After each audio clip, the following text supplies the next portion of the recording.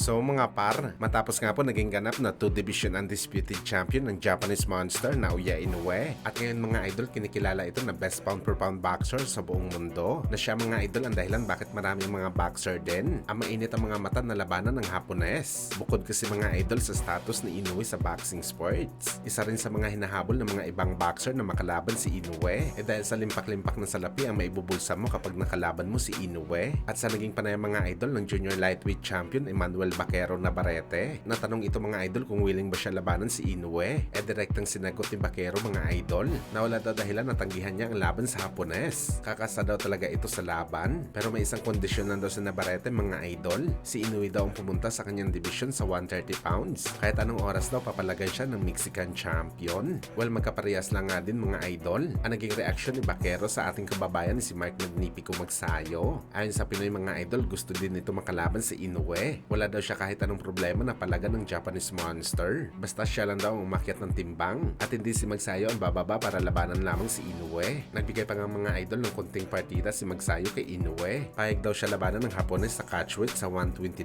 pounds.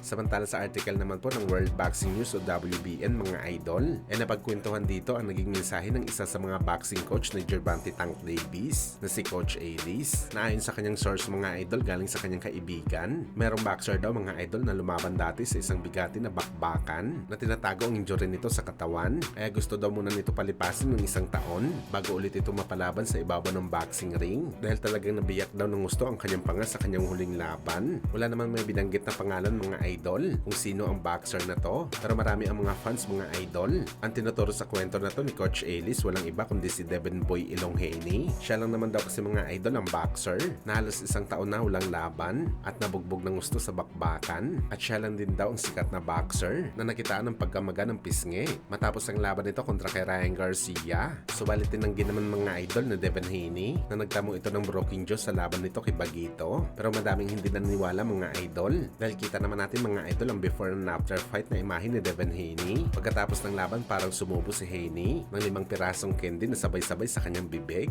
at hindi daw ito mangyayari mga idol kung hindi nagtamo si Haney ng injury sa kanyang panga. At isa pa mga idol, may basihan naman ng mga boxing fans bakit nagkaroon ng broken jaw itong si Boy Ilong, dahil tumanggap siya ng napakaraming left hook galing kay Ryan Garcia. Sa kabilang banda naman mga idol, ang ating pambansang kamao Manny Pacquiao, pinangalanan bilang most lovable boxer sa history ng boxing sports. Tinalo ni Pacman mga idol si Muhammad Ali, na isa rin sa mga pinakamamahal na boxer sa history. Lumamang si Pacman sa pagkilala na to mga idol dahil sa halos mahigit 2 dekada nito sa boxing sports. Pinakita ni Pacman ang pagiging humble nito na boxer. Siya lang ang fighter mga idol na sa kadami-dami ng kinalaban, kahit ni isa hindi nauwi sa personal na galit. Kahit gaano man katindi mag-trash talk ang kalaban, kumbaga hindi lang mahal si Pacman ng mga boxing fans, pati na rin ng mga kapwa nito boxer, lalo na nakalaban nito sa ibabaw ng boxing ring.